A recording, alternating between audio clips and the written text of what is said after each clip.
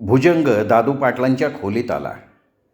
दादू पाटील बिछाण्यावर लवंडले होते.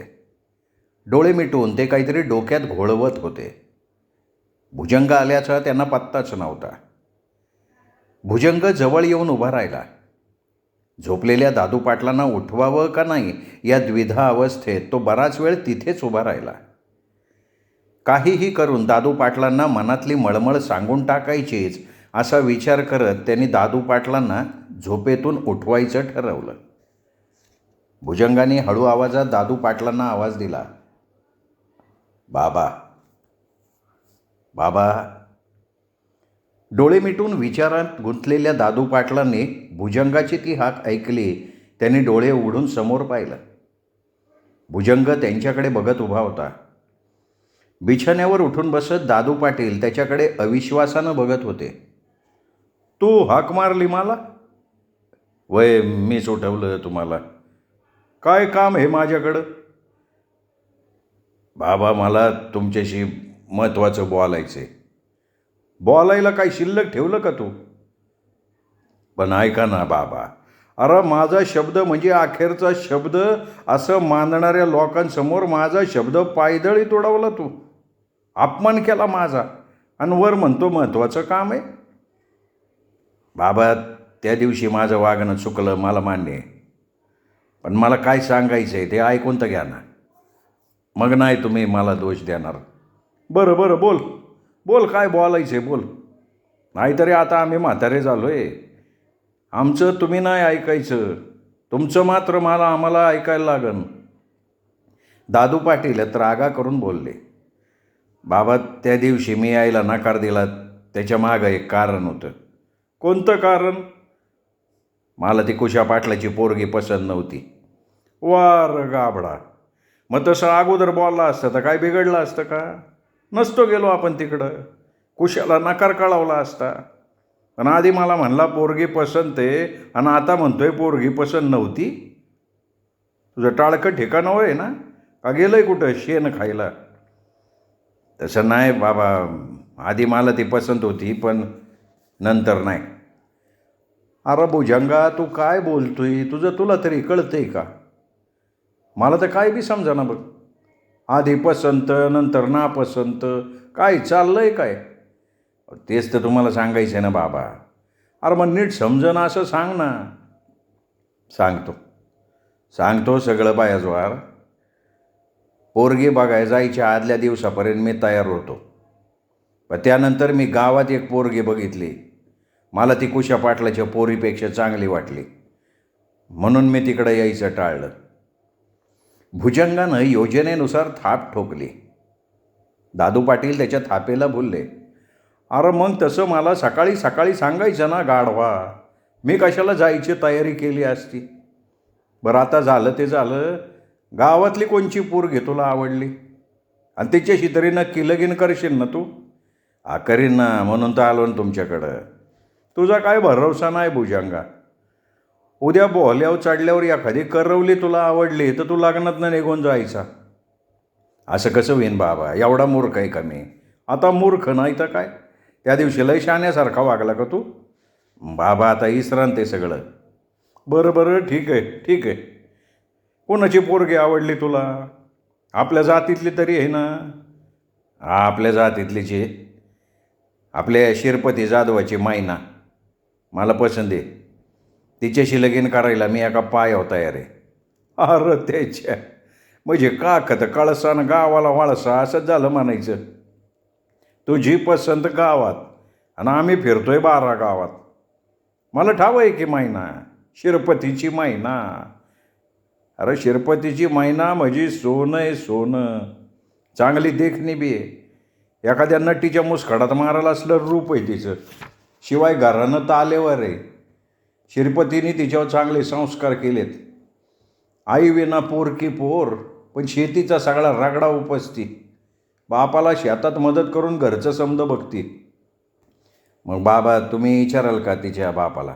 विचारेल की. तो काय माझ्या शब्दाबाहेर जाणार नाही.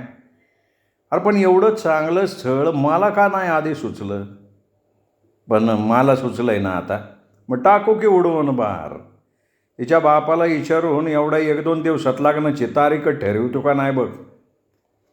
दादू पाटलाकडनं होकार मिळताच भुजंगाला आसमान ठेंगणं झालं. शिरपती बाबाला नाही म्हणणार नाही याची भुजंगाला खात्री होती. एकदा का मैना आपली झाली की मग बघू तिच्याकडे.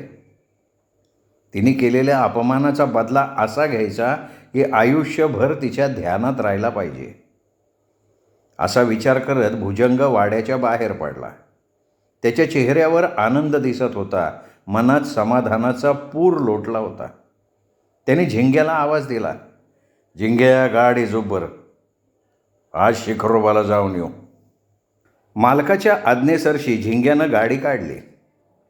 गाडी हाकायला झिंग्याच बसला. भुजंग मागे बसला. तो खुशीच्या धुंदीत होता. बैलगाडी दुडक्या चालीनं घोंगरांच्या खुळूखुळू आवाजाच्या तालावर धुरळा उडवत शिखरोबाच्या डोंगराकडे निघाली. दादू पाटील आणि भुजंगाचं बोलणं खोलीच्या बाहेरून नानी ऐकत होती. पिंपळगावच्या कुशा पाटलाच्या मुलीला नकार द्यायचं कारण तिला त्या दोघांच्या बोलण्यातनं कळलं. तिला तसं चोरून ऐकताना गजा पाटलांनी पाहिलं. तो तिच्यावर ओरडणार, तोच नानीने त्यांना खाणाखुणा करून गप्प केलं. आता गजा पाटील आणि नानी दोघंही आतलं संभाषण ऐकत होते. आतलं बोलणं ऐकून गजा पाटील वैतागला. नानीला आत बोलवत म्हणला, राणीसाहेब आता आत या, घरातली कामं बघा. माझ्यावर कशाला वराडताय? उगा वाड्याचा तेल वांग्याव वरडू नका तर काय करू? काय पूजा करू का तुझी? घरातली समधी सारखीच आपलाच ह्याका चालवणार. तो भुजंग माईंना आवडली म्हणून पिंपळगावच्या पोरीला ठोकरायला निघाला. त्या दिवशी त्या पाहुण्यांना काय वाटलं असेल? त्यांना बी काय इज्जत बिज्जत आहे का नाही? आता दादा बी भुजंगाला गोंजारत बसला. गजा पाटील रागारागानं भुणभुणत होता आणि तोच मुद्दा पकडून नानी म्हणाली, मग त्या दिवशी मी बोलायला लागले तर कुत्र्यावानी वचकन धावून आला माझ्यावर. राधे तू तोंडावर, नाही तर थोबाड फोडून हातात देईल. मला कुत्रा म्हणती का? मी काय येडी आहे का तसं म्हणायला? आपलं उदाहरण दिलं हो. तुम्ही एवढ्या तेवढ्यावरनं माझ्यावर राग काढताय. गप आता. मला दादाचं बी काय कळना. भुजंगाला डोक्यावर बसवला त्यांनी. एवढं लाड काय कामाचं नाही. धनी, मी काय म्हणते ऐकता का जरा? बोल ना, ऐकतोय मी. मी काय बाहेर आहे का कानानी? हे तुमचं नुसतं आडव्यात कुदणं असते बघा. माणूस जरा काय बोलायला गेलं का झालं तिरकं बोलणं चालू. बरं बोल बाय आता. भुजंग कुशा पाटलाच्या पोरीला नकार देऊन बसलाय. त्याला ती मैना आवडली शिरपतीची. बरं मग? मी म्हणते त्या मैनेत काय हो एवढं? तिच्या परीस देखणी आणि चांगली तालेवर घराण्यातली पोरगी हाय माझ्या पाण्यात. मग तिचं काय? नाही, मैनेऐवजी भुजंगाला तिचं स्थळ सुचवलं तर? अगं पण भुजंगाला मैना आवडली. तो कशाला दुसरं स्थळ बघन? नाही तर कुशा पाटलाची पोरगी कशाला नाकारली असती त्यांनी? एखाद्याच्या आवडीमोरं आपल्याला काय करता येत नाही. म्हणतात ना, दिल गया गधी पे तो परी क्या चीज आहे. अगं एखाद्याला काळी बेंद्री पोरगी आवडली, त्याच्या मनात बसली तर तो परीला बी लाथा मारतोय. इथं तर अप्सरेसारखी मैना आहे मैना. तिच्यापुढं तो कोणची बी नटी उभी कर, भुजंग ढुंकून बी बघणार नाही. तुम्ही बी काय सारखं मैना मैना लावलंय हो? जरा विचार करा. आपल्या घरात एवढ्या मोठ्या संपत्तीचा भुजंग एकटाच वारसदार आहे. आपण पडलो असे रिकामे घडे, ना मूल ना बाळ. उद्या आपल्या मागं तोच मालक होईन का नाही या सगळ्याचा? तू उगं जखमीच्या खपल्या काढू न गं, मला ठाव आहे सारं. आता खरं तेच बोलली ना मी. अहो असं वानझोटं जिनं जगताना माझ्या काळजाला बी डिंगळ्या डासतात. पण करणार काय? देवानं आपल्या पोटी पोरबाळ नाही दिलं ना. पुढं बोल ग. तर ऐका, माझ्या मनात असा विचार आहे, या एवढ्या इस्टेटीचा वारसदार भुजंग, त्याला माझ्या भावाची सुमी दिली तर? अंग अशी म्हणजे हे तालेवार घराणं होतं वे तुझ्या डोक्यात? मग माझा भाऊ आहेच की तालेवार, आणि माझी सुमी नक्षत्रासारखी देखणी आहे. भाची आहे माझी ती. म्हातारपणी जीव लावायला आपल्याला, आपली इस्टेट बी सांभाळन. जर का घरात ती मैना का टाईना आली तर म्हातारपणी कुत्र्यासारखी हालत होईन आपली. आहे बरं का राधे, तुला टक्कूर रे. देवानं थोडी अक्कल दिली बरं का तुला. मला वाटलं काय सांगते ना काय नाही. पण काय ग, त्यो भुजंग मैना सोडून कशाला सुमीशी लगीन करन? अहो तसं त्याच्या मनात तुम्ही भरवायचं. मी बी त्याला तयार करायचा प्रयत्न करतीस ना. बरं बरं बघू जमतंय का ते. आता कसं मनासारखं बोलला. बरं आता हे समजा राहू द्या, मी तुम्हाला फक्कड चहा देते. वा, दे की लवकर. आणि एक कप दादाला बी लवकर नेऊन दे. देते नेऊन. नानी खुश झाली. ती टुणटुण उड्या मारत स्वयंपाकघरात गेली. गजा पाटील भुजंगाला कसं तयार करायचं याचा विचार करायला लागला.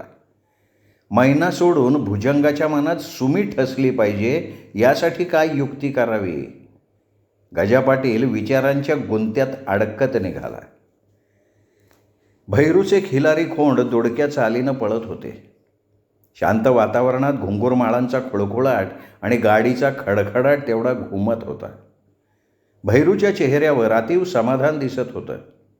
मैना गाडीत टाकलेल्या पोत्यावर कशीबशी बसलेली होती. पळत्या गाडीबरोबर हलणाऱ्या पोत्यावर तोल सांभाळताना तिला कसरत करायला लागत होती. तिची नजर गाडीच्या मागच्या बाजूला पळणाऱ्या झाडांवर खेळली होती. पळणाऱ्या झाडांकडे बघताना तिच्या मनात विचार येत होते की माणसांची सुखंसुद्धा अशीच असतात.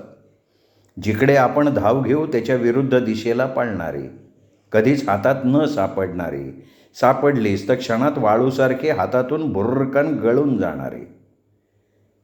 रस्त्यात खड्डा आला की मैनाची भलतीच तारांबळ व्हायची. एक हात पोत्याला आणि एक हात गाडीच्या साठ्याला पकडून ठेवत ती ठाम बसू बघायची, पण मध्येच ती त्याच्यावरनं घसरायची. तिची ती घसरगुंडी बघून भैरू खुदू खुदू हसत होता. मैनाच्या लक्षात भैरूचं हसणं आलं की ती त्याच्याकडे लटक्या रागानं बघायची. भैरू मग खोडकरपणे अधिकच गाडी दामटायचा. मग पुन्हा मैनाची घसरगुंडी सुरू व्हायची. बराच वेळ भैरू तिची फजिती बघत होता. अखेर न राहून तो तिला म्हणाला, मैना अगं तिथं बसून घसरगुंडी खेळण्यापेक्षा पुढं ये की, इथं जागा आहे बसायला. काय नको, मी बरी आहे इथंच. मैना फुरंगटून बोलली. तेवढ्यात गाडीचं चाक एका भल्या मोठ्या दगडावर चढून खाली आदळलं. तशी मैना तोल जाऊन भैरूच्या अंगावरच आपटली. तिला एका हातानं सांभाळत भैरू खट्याळपणे म्हणाला, अगं अशी म्हणजे मला गाडीच्या खाली ढकलून द्यायचा विचार आहे काय तुझा? अरे वारवा, येतं चोराच्या उलट्या बॉम्बा झाल्या. मुद्दाम गाडी दगडाव घालतो, मला पाडतो आणि वर माखलशी करतोय रे. बोलता बोलता मैना त्याच्या शेजारी असणाऱ्या मोकळ्या जागेत आरामात बसली. भैरू तिच्याकडे बघत म्हणाला, आता कसं शहाण्या पोरीसारखी वागली. मागाधरनं हेच सांगतोय मी तुला, पण तू तुझंच गोडं दामटती. पण आता बसली नाही तर आता तू तुझं बैल नीट दामट म्हणजे झालं. भैरू तिच्या या बोलण्यानं गालात हसला. मैना त्याच्या देखण्या चेहऱ्याकडे बघत होती. त्याला असंच बघत राहावं असं तिला वाटायला लागलं. मैना आपल्याकडे टक लावून बघतीये हे भैरूच्या ध्यानात आलं. तो अचानक तिच्याकडे नजर फेकायचा. मैना लाजून मान झुकवायची. तिची चोरी पकडली जायची. गाडीच्या आवाजात तिचं मन हेलकावे खात होतं. ती उघड्या डोळ्यांनी जागेपणीच संसाराची स्वप्न पाहायला लागली. लहानपणापासून संकटांची लढा देत इथपर्यंत ती पोचली होती. आता तिला संसार सुखाची दुनिया खुणावू लागली होती. मध्येच तिचं मन व्याकुळ व्हायचं. आपल्या या काटेरी आयुष्यात सुख असेल का? का आपण फक्त दुःखाशीच सलगी करायची? देव आपल्याला दरवेळी सुखासाठी असं झुंजायला का लावतो? असे अनेक प्रश्न तिला भंडावून सोडायचे. मैना, ए मैना. भैरूच्या हळूवार हाकेने तिची तंद्री मोडली. त्याच्याकडे स्वप्नाळू नजरेनं बघत ती हलकेच म्हणाली, काय रे भैरू? मैना, तू रागावणार नसशील तर एक विचारू का? अरे विचार की, मी तुझ्यावर रागवल असं वाटते का तुला? नाही, पण तुला वाईट बी वाटाय ना गो म्हणून म्हणलं. नाही वाईट वाटणार मला, आणि मी राग बी धरणार नाही तुझ्या बोलण्याचा. तेव्हा तू खुशाल विचार, काय विचारायचं विचारून घे. भैरूचा चेहरा गंभीर झाला. विचारावं की नाही अशा द्विधा अवस्थेत तो सापडला. तो मैनाकडे फक्त पाहत राहिला. बऱ्याच वेळानं उसणं अवसान आणत त्याने धीर केला आणि तो थरथरत बोलला, मैना. अरे बोल ना भैरू. मैना, खरंच रागावणार नाही ना तू? आता लिहून देऊ का बाबा तुला कागदावर? नाही रागवत, विचार. मैना, माझ्याशी लगीन करशील का? नजर दुसरीकडे वळवत भैरूनी हा प्रश्न विचारला. त्याच्या चेहऱ्यावर मुलीसारखी लाजेनं लाली पसरली. त्याची कानशील गरम झाली होती. मैना या प्रश्नावर काय पवित्रा घेते या शंकेनं त्याचा ऊर धप्पापू लागला. त्यांनी मैनाच्या नजरेला नजर मिळवायचं टाळलं. मैनासुद्धा त्याच्या या प्रश्नानं हडबडली होती. तिला हवा असणारा प्रश्न भैरूनी विचारला होता. तिच्या अपेक्षेपेक्षा तो खूप लवकर तिला ऐकायला मिळाला होता. तिच्या मनात तिला हव्याशा वाटणाऱ्या सुखाच्या अविरत धारा वर्षावू लागल्या होत्या. त्याच्या प्रश्नाला उत्तर द्यायचं ती विसरूनच गेली. मैना, अगं उत्तर नाही दिलं तू. आवडलं नाही का तुला? यावेळी भैरू अधिक धीट होऊन बोलला. नजर मात्र त्याने दुसरीकडे वळवली होती. मैना मात्र त्याच्या नजरेला नजर भिडवत म्हणाली, नाही. तिच्या नकारार्थी उत्तरानं भैरू दचकला. काय म्हणाली मैना तू? मी तुझ्याशी लगीन नाही करणार. अगं पण का? मैनाच्या नकारानं भैरूचा जीव कासावी झाला होता. तो पार रडकुंडीला आला. न राहून परत तो उद्गारला, मैना, मी आवडत नाही का तुला? का दुसराच कोणी तुझ्या मनात आहे? हां, माझ्या मनात दुसराच राजकुमार आहे. मैनाच्या त्या सडेतोड उत्तरानं भैरूच्या काळजाला लाखभर छिद्र पडल्यासारखी झाली. त्याचा आवाज पार खाली गेला. हाय कोण त्यो भाग्यवान? नाव तरी सांग की मला. आता नाही सांगणार मी. का? लग्नाच्या आधी कोणी नाव घेतं का नवऱ्याचं? मला बाई लाज वाटते. मैना अशी लाजली की भैरूला वाटलं जीव ओवाळून टाकावा. पण ती दुसऱ्याच कोणाच्या तरी नावानं लाजतीये या वास्तवानं त्याचा हिरमोड झाला.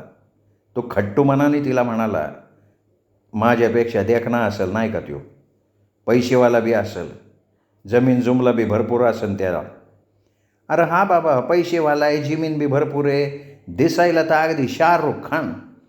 हसायला लागला ना का गोड खळी पडती बघ त्याच्या गालाला. भैरूनी तिच्या राजकुमाराचं वर्णन ऐकलं आणि त्याचा चेहराच पाडला. त्याच्या स्वप्नांच्या सगळ्या इमारती धडाधडा कोसळल्या. तो बैलांवर राग काढत गाडी दामटायला लागला. कधी एकदा घरी पोचतोय असं त्याला झालं होतं. त्याची ती अवस्था बघून मैना त्याला म्हणाली, अरे भैरू, बैलावर कशाला रागवतो? मी नाही म्हणले म्हणून त्यांना का शिक्षा देतो? भैरू काहीच बोलेना. तो निर्विकार चेहरा करून गाडी हाकत होता. मैनाने त्याची ती अवस्था बघितली आणि ती हलकेच त्याला म्हणाली, तुला माझ्या राजकुमाराचं नाव ऐकायचं होतं ना? मग ऐक की. परत म्हणशीन मैनाने नावसुद्धा सांगितलं नाही. भैरू समोर बघून गाडी हाकत होता. त्याचा गळा दाटला होता. दणकट शरीराचा भैरू मनाचा फार हळवा होता. त्याच्या डोळ्यांच्या कडांवर आसवांची दाटी व्हायला लागली होती.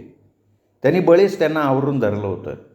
ते कधीही त्याच्या पापण्यांचा बांध फोडून चेहऱ्यावर धाव घेणार होते. मैना नाव घ्यायला लागली. तो कान देऊन मैनाचं बोलणं ऐकायला लागला. अरे माझ्या मनात लपलेला राजकुमार रूपानं राजबिंडा, पण मनानं लय आळवाय. आडगावचाच आहे त्यो. त्याचं नाव आहे. काय नाव आहे? अधीर झालेला भैरू नकळत बोलून गेला. त्याचं नाव आहे भैरू. स्वतःचंच नाव ऐकून भैरूनं धावती गाडी कासरा खेचून काचकन थांबवली. गर्रकन मागे वळून त्यांनी मैनेकडे बघितलं. मैना खट्याळपणे गालातल्या गालात हसत होती. भैरूचा स्वतःच्या कानांवर विश्वास बसेना. तो अविश्वासानं उद्गारला, काय म्हणली मैने? परत सांग की. अरे माझा राजकुमार हिथं माझ्या पुढं गाडी हाकत बसलाय. त्याचं नाव भैरू आहे, भैरू. मैना झऱ्यासारखी खळखळून हसायला लागली. तसं भैरूने तिला पटकन जवळ ओढलं. आपल्या भरदार बाहूच्या मिठीत त्यांनी तिला कैद केलं. तीही अनामिक ओढीनं त्याच्या विळख्यात सुखावली. त्याच्या छातीवर डोकं ठेवून ती असीम सुखाच्या हिंदोळ्यावर झोके घ्यायला लागली. भैरूने इतका वेळ रोखून धरलेले अश्रू सुखाश्रू बनून सारे बंद झुगारत डोळ्यातून बाहेर टपटपले. तिच्या गोऱ्या गालावर त्यातले 2-3 लोचट थेंबांनी उड्या मारल्या. मैनाने चमकून भैरूकडे बघितलं. भैरू, अरे का रडतो? नाही वेडाबाई, रडत नाही मी. अगं हे आनंदाचे अश्रू आहेत. मैना त्या भोळ्या भैरूकडे बघत स्वतःला भाग्यवान समजत होती. निव्वळ भोळा सांब होता तो. तिने त्याचे अश्रू हलक्या हाताने पुसले. भैरूने तिचा चेहरा वर केला आणि तिला विचारलं, मग अशी चेष्टा करत होती ना माझी? हां, अशी चेष्टा करू न ग, मला नाही सहन होत. बरं माझ्या राजकुमारा, परत नाही चेष्टा करणार मग तर झालं.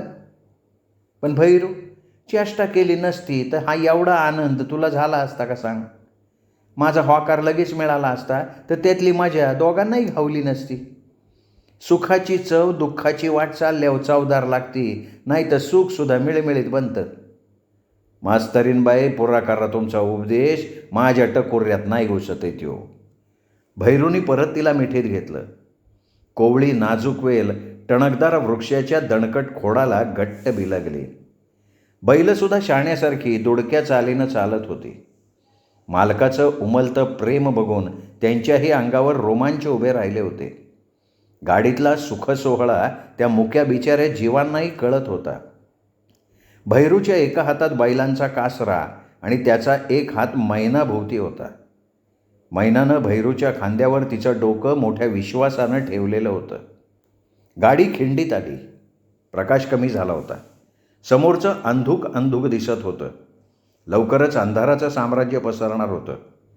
मैना आणि भैरू एकमेकांशी बोलण्यात एवढे गुंग झाले होते की सभोवती अंधार दाटत चाललाय हे त्यांच्या ध्यानीमनीसुद्धा नव्हतं. खिंडीत पोचल्यावर बैलांची गती आपोआप वाढली. भैरूच्या खांद्यावर डोकं ठेवून मैना झोपी गेली. तिच्या आनंदी चेहऱ्याकडे बघून भैरूला आतोनात समाधान वाटत होतं. तिच्या सुखातच आता त्याला त्याचं सुख दिसत होतं. आता अंधार बराच दाटला होता. समोरचं नीट दिसत नव्हतं. खिंडीच्या अरुंद तोंडाजवळ गाडी आली. काळोख मिट्ट पसरला होता. बैल नेहमीच्या सवयीनुसार रस्ता कापत होते. भैरूला खिंडीच्या तोंडाजवळ अंधारात काहीतरी हालचाल जाणवली. तो चटकन सावध झाला. त्याच्या मनाने त्याला धोक्याचा इशारा दिला. भैरूने बैलांचे कासरे मोकळे सोडले. बैलांना इशारा समजला. बैलांची गती अचानक वाढली. गाडी वाऱ्याच्या वेगानं सुसाट धावायला लागली. एका हाताने झोपलेल्या मैनाला घट्ट पकडत तो सावधपणे अंधारातल्या हालचाली बघत होता. बैल अधिक जोमानं धावत होते. गाडी वेगात असल्यानं धाड धाड करत रस्त्यानं आपटत आपटत निघाली होती. गाडीच्या बसणाऱ्या हादऱ्यांनी मैनाला जाग आली. डोळे किलकिले करत ती स्वतःला सावरत भैरूकडे पाहायला लागली. त्याचा एक हात घट्टपणे तिच्या भोवती पकड करून होता.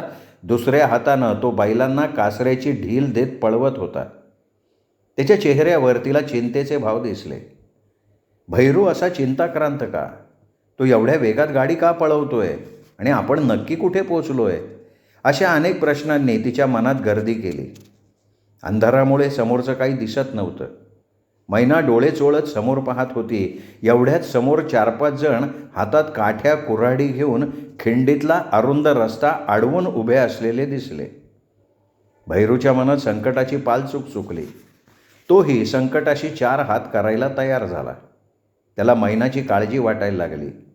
शिरपतीला दिलेला शब्द खरा करण्याची वेळ येऊन ठेपली. त्यांनी मनाशी निर्णय घेतला, जीव गेला तरी बेहत्तर मैनाच्या केसालाही धक्का लागू द्यायचा नाही. समोर रस्त्यावर उभ्या असणाऱ्या माणसांच्या हातात काठ्या कुऱ्हाडी होत्या. भैरूच्या हातात फक्त चाबूक होता आणि सोबत मैना. भैरूला एकाच वेळी 2 आघाड्या सांभाळायला लागणार होत्या. दोघांचा बचाव आणि वेळप्रसंगी आक्रमणसुद्धा, ते सुद्धा एका किरकोळ चापकाच्या जोरावर. रस्त्यावरचे हल्लेखोर भले धिप्पाड होते. त्यांनी स्वतःचे चेहरे झाकून घेतले होते. त्यांचे फक्त डोळे तेवढे उघडे होते. त्या डोळ्यात वखवखलेपणाची भावना ओतप्रोत भरलेली होती. भैरूची बैलगाडी वेगानं त्यांच्या दिशेनं येत होती.